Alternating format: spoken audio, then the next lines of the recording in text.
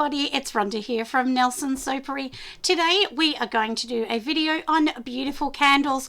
I have not done them for a while, but I have actually reorganized a few of my things and I'm going to scale down some products and change some around a little bit. So I thought today I'll show you exactly what I'm doing. To the side here, I have already started doing them. So these are my new labels. They're very much the same as the other ones. It's just I changed a few colors and I had so many candles, so it was really hard for me to keep up. So I thought if I lessen it to 10 different scents instead of about 16, then that will be really good, won't it? And I will kind of bring them back and change things around. And then there's another one. I do have a few new ones which are absolutely beautiful, and one of them I'm so excited about. It is a French perfume take, of course with a twist, because none of mine are ever the same, but I will bring that one out really soon. So like I said, this is what we're doing today. So let me organize the wax. I'll show you the wax I use. We'll talk about temperatures, the jars I use, where you can get them from, and make sure you join over on my Patreon, because over there I will give the full supply list of everything I use as we go along on this gorgeous video. So let's go, everyone. So for those of you that don't know, I actually use Pure Candle Supplies. So this is the box we are going to use, and inside here is my beautiful wax. I use a coconut soy, and you can probably see it's just in a flake form. It's a beautiful one, and the great thing I really do love about this is you don't pour at a high temperature. You pour at a much lower temperature, and it gives a much smoother candle. And of course, you know, you got to do testing. I mean, there's so many things involved. You know, choose whether you want wood wicks and or cotton wicks or so on. But today, like I said, I'll show you what I do and we can go from there. Now there's a few options when we're looking at the wicks. So here you can see my wood wicks. These are called Pro wood wicks that I actually use, and they come in so many sizes. This is like the Bubba size. This one here, it's like the 6 millimeter size, and it's very tiny. You can actually use this as a booster and just add it into your larger wicks if that's what you want to do. Or of course, here are the cotton wicks that you can use, of course. And do remember the wood wicks, they actually come with a little silver clip, so it all comes in one piece, and then you just attach the silver piece to, of course, the bottom of these. Now I get asked about this all the time, and lots of people say, oh, you need to add wax to the wood wicks. You definitely don't. The suppliers always state on their website if you need to, but with these Pro wood wicks you definitely don't need to dip them in wax. You really don't do anything, honestly. You just put the end of it into the clip.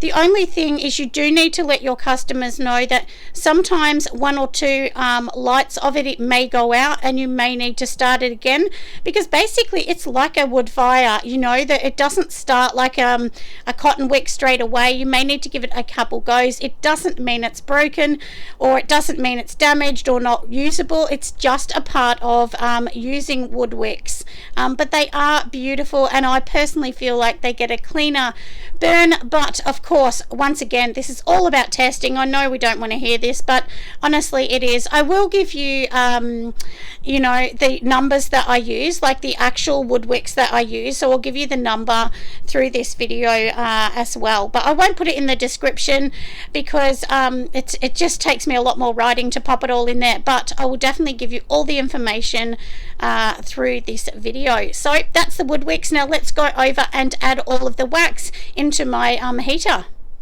Now this is how I actually do melt down mine. So you can see this is a slow cooker, or as you say in the US, it's a crock pot, and basically I just turn the dial to low. So here is the dial. I know it's looking a bit messy and I do apologize.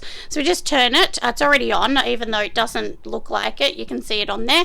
So it is definitely on, and we're just going to pop, like I said, the wax inside here. We'll let it melt down. It takes about 2 hours. Because I just keep it on low. That way you're not going to burn it. I've never scorched it or anything like that, but you will know if it's scorched because it will have a horrible smell, and the wax can actually turn like a sort of beigey type color, and then you will know. But so like I said, we're just going to let this melt down, then we will come back and we will do all the rest of the things. But in the meantime, you can obviously will organize all of your jars, make sure they're clean, put your wicks in and things like that. But I'll show you as I do a couple of them, just so that you can see how I'm actually adding in the wicks. And I hope, like I said, this video does help a new candle maker, or even someone that's done it a little while. We can always pick up new tips, can't we? Anyway, like I said, that's for that. Now let's get going on the next step. Now, I thought before I go on to the next step, I would just show you what I usually do. This is literally what I do with mine. I actually put all of the labels and the wicks and things like that on. There's a few messy ones up the top, but we're not going to use those. And now, basically, what I do is just prep them. There's about 300 on these trays, I think, at the moment. There's several layers of them. So if you make in bulk, this is a really good thing to do. It's just really easy, and you don't need to sort of stress about doing them all in one go. You can just pre-do them when you have a spare moment, especially when the melter is melting down. This is a good time just to do all of this, and then add all your wicks in, and then you're ready to go when you need to actually make the candles. So while the next thing is melting down, let's talk about these. So these little tins I get from Aussie Candles. You can buy them in bulk. They're super helpful to buy in bulk. And here you can see this is my lavender ylang. I've already popped in the wick, and then you can get a holder to hold it, or a peg, or whatever you like, and I'll show you what I do afterwards. And if you see inside them, they have like 3 little dots, so it's quite easy to get this into the center. So that's exactly what I do. So this is lavender ylang. This is my new blooming rose. I just changed the label. I played around and did a few layers on Canva to get them looking gorgeous. And this is what I always say about having something in the middle. So if you can see in the middle, my logo is very present in the middle, and you really do want that definitely in the center. So that's what's in there. And this is my new one. It's called Fritango Fizz, and it's all about tropical fruits, lemonades, and just a bit of sweet funness to this one. So a bit of coconut, mandarin, some raspberry, and so on in that one. So that one's a really fun one. And now this is my new one for my candles. Now I've made this before in many products, and I get lots of people wanting it. One particular lady absolutely loves the scent, and this is called Raspberry Musk, and it does have quite a few. I think it has about 7 different fragrances that I've combined to get it to be more of a signature scent for me. So that one is very exciting. We will have that one. Of course, my traditional orange patchouli that everyone loves. This is one of my best sellers in candles. I just changed the logo because I wanted it more modern. So that's what I did for that one. And this is my new one. This is my little French inspired one. I will come out with its name very, very soon. I think it's called Cerise Flower, but that's the Cerise is a French word, and I know I'm pronouncing it wrong, but I thought it was a very pretty looking name, so that's why I've chosen it. And then, of course, these are my flowers. So it is a floral scent, but it does have like a perfume kind of dupe scent in it. It's not a dupe, but it does have that kind of scent, and once again, it has many different scents within the one container. So I thought, why this one doesn't have its wick? We'll move these aside, and I'll show you what I actually do. So basically, I've just got my wick. This is just a cotton one that I'm going to add in here, and basically all we're going to do is just add the little sticker on the back. I get these stickers from Pure Candle Supplies, and I did buy these cotton wicks from Aussie Candle Supplies, and the one I'm using is a 6.5, which goes perfect for these jars, because during my testing, some of them weren't getting right to the end, and this one is getting right to the end. But do remember, if you're using 464 or a different wax, you will get a totally and utterly different result. So you really honestly do need to test them, because I know we think, oh, well, it's the same jar, same wick, but it's not. The fragrance or the wax can really change everything in it. So anyway, that's what we're doing for now. And like I said, I'm just literally, and I'm sorry I can't show you, but otherwise I won't be able to do it. And so it's just in the middle there, and then you can use, you know, a peg to hold it in place when you're pouring, or an icy pole stick, or you can actually get professional clips done. And there's a few different people on the market that do those as well. A lot of the suppliers have them, and there are some small businesses that make them on Etsy and so on. So, but like I said, we've got all these ready, so let's wait for that to melt down, and then I'll bring everybody back. So it is ready, everybody. Let's just take off the lid, and you can see that it is all melted down. So we're going to get the jug, we're going to get our thermometer, and we'll organize everything else, and I'll show you what I'm going to do next. So let's get going with this. So now what we're going to be doing is I'm literally only going to be doing one, because I just want to test this one first to make sure that this wick is super good. But usually I would be making hundreds in one go, or at least 50 in a go. So here I do have my, you know, the little wick that I've already attached. We're going to just put one of these in. Now this is just a popsicle stick. You can get these anywhere now, even a discount store. Just sort of push it over to the side and it kind of holds it in place. And then you can reuse the top of that. If you buy some little extra tabs, you can use that. One of my beautiful suppliers, one of my beautiful followers told me all about that, because I didn't even realize that. So now we've got this all ready, so we're going to pop this to the side. And now just for this, I'm literally just going to use this paper cup, which this one's for coffee, so it can hold the heat. And all I'm going to do is literally put the right amount of wax in here, along with the fragrance when it's ready. So let's just pour a bit in.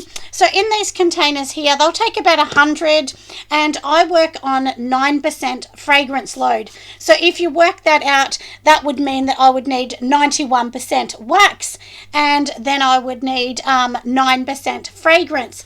Now the thing to remember as well is some wax is going to be stuck in here, so then that means it won't be 100 in there. So I'm going to just put 105 grams of wax in here just to be sure, and just a tiny bit extra fragrance oil. And I can go up to 10%, but I usually work on 9% because I use Pure Candle Supply's fragrance oils, and a lot of them are quite strong because they're manufactured in Australia, so they are more of a luxury fragrance oil. And if you're buying from Pure Candle Supplies, do remember that they have 3 different levels. So they have your basic level, your mid level, and then they have your luxury signature range. And I use the luxury range, and that works out to be about $65 per $65 per 500 grams, or 500 mils of the fragrance oil. So they're not cheap, but they are so worth it. And you know, they're more expensive because they have a higher content of essential oils in them. So let's get going, and we will do this one. So like I said, we know what we want in here, don't we? We need about 96 roughly. And like I said, this is a testing one, so I wouldn't usually be doing it like this, because this would take you a long time. So now we've got that in there. We know this is going to be too hot because, you know, we've literally just taken it out. And I'm sorry for the view on this side, because this is not the side of my counter, but this is where I keep this scale, because I have a couple different scales that I use, but I thought for this purpose we'll do this. And also, everybody, when you're making these, please make sure that, you know, once you're getting ready to pop it in here, put this on the scale, tear it out and pour it in there. There is no good just thinking, oh, well, I know roughly it's going to fit in there. You really should be weighing these if you're selling them. So now with the coconut soy wax that we're going to be using, as I said earlier, you know, we want to melt this down at a little bit different to if you're using 464. So on the coconut soy, which is from Pure Candle Supplies, there's, like I said, is quite a little bit different. So we're going to heat this up to around 70 degrees. I'm talking Celsius, not Fahrenheit. So, and if you want to know the temperatures to that, just go and Google it. I mean, you can use a translator a calculator online. They'll do that for you. So this particular one, like I said, it's about 70 degrees Celsius is what you're going to heat the wax up to. Then at about 50 degrees, we are going to organize to put the fragrance oil in, and then we're going to pour at around 45 degrees. So hopefully that makes sense. And the best thermometer are these ones. This is just an infrared. I actually got this from a cake store. So you can get them from your local bakery store, and some department stores sell them. Now, we know it's too hot, so let's just take this away a little bit. We'll pop that on so that we know that one is a bit ready for later. And also, if you're using 464, because I know a lot of you do, Fahrenheit, it says roughly about 135 is your pouring range, or 55 degrees Celsius. So if you're pouring with 464, that's basically what you want to do. And then, of course, put the fragrance oil in just before that. But, you know, don't put the fragrance oil in when it's too hot, because it can actually burn some of the scent off, and then you kind of wasted your money, really. So anyway, that's what we're going to do, like I've said. So we're going to leave that one. And like I said, once this cools down, because I've popped this down the side, we'll actually just leave it there. We'll come back in 10 minutes, and it should be cool enough for us just to add the fragrance oil, give it a bit of a mix, and we will also add in a UV stabilizer. So I'll tell you what that does when we come back. Now, while that's melting down to the right temperatures, I thought that I would just show you something that I just seen on the internet that I thought was really clever, and hopefully this is going to help. So if you're like me and you think, you know, which kind of wicks do I use? Do I use 2? Do I use 3? Do I use 1? You know, how does that all work? Now, I was watching Jeff Stanley earlier, and many of you probably know he's a candle maker in the US. What he actually suggested is, say you have a candle like this and you want to use a cotton wick, basically just trace around the edge. So that's what I've done with a circle here. And now if we've got our circle here, and now I've also traced around on these little jars, because with this wick, so if I'm going to use this wick, I know that that wick is going to burn to that diameter. So then all you're going to do is get your circle, pop these ones here. I know they're the same colors, it's a bit hard, but you're going to pop these in here and just see that they overlap and see if it's going to burn. And as he said, it will burn a little bit here, but this one may not burn to the edge. So I'm just going to do a test for myself and see. I mean, you could put 3 or not, but I think 3 is a bit too much for a 400-gram candle. So this is what I'm going to do. I pop them in here. I'm just going to see how they work. You do need to test everything. I know it's annoying, but you can also test a little bit different, where you don't have to stick them down. You can just push the wicks into the wax and then pull it out, melt it back down and start again. But I'm going to do this because I don't care if it doesn't melt all the way, because like I said, it's just for me. And then I will see if these ones are going to work. I do think they're going to be a bit small, but I thought, look, while I'm making these, it's well worth trying, isn't it? But I thought that was a great tip. Or, you know, I did think, even if you've got the candle lid, because this lid fits on here, so I know it's the right size, you can literally just get these, and you're just going to basically pop one to that edge. You'll be popping one to this edge, and you can see there's a slight overlap, which is fine. And if we push this to the edge like this, you can almost have a third one here, but then I just think it's maybe a little bit too much here. So we'll see anyway. Like I said, we'll see if it needs a third one, because some candles will actually need 3 or 4 wicks, maybe even 5 if they're big. So you know, you really do have to check. But if you're using a wood wick, I use a pro wick in these, and it's a number 22 or a 24, depending you know, that depends on the fragrance, of course, because some are a 22, some are a 24, and some I use a 20 with a 6mm booster in it. So, that, you know, like I said, they're all a bit different. But anyway, we've done that little bit, so my wax should be good now. So let me just go and check it, and then we'll do the next bit. So we are back. I do have my wax, of course, that's in here, and it is at the right temperature. We will double check again. So yeah, it says 50, which is really good. And now we want to add in our fragrance. So I've already measured this up. As I said earlier, please make sure you measure it. I work on a 9% load, but you can work on any, but right up to 10 if it's going to hold 10.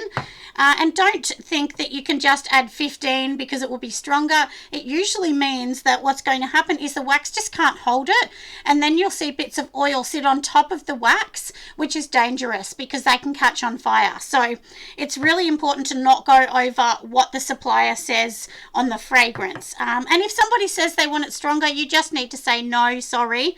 And do remember, once they're lit, they're often stronger as well. So that is super important to remember. So now we've got this. I did tell you I was going to show you the UV stabilizer. So what that is a little bit of powder that you just pop inside, and it actually stops it from going yellow. I mean, it won't stop it forever, but it will just stop it for a short term. So let me grab that, and then I'll show you what that is. So I bought this from Pure Candle Supplies. It looks just like talcum powder in a bag or corn flour, but it's not.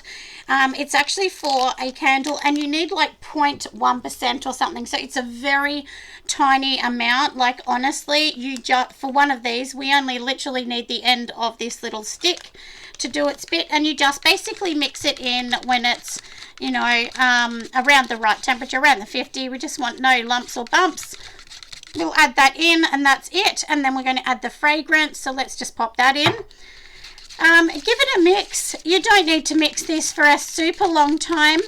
And with the coconut soy that I'm using, like I said earlier, it needs to be at a really low temperature, because if it's too high, you'll get the really uneven kind of messy, you know, yucky kind of looking tops. So that's what I mean. You definitely don't want that. You want it to be really, really lovely.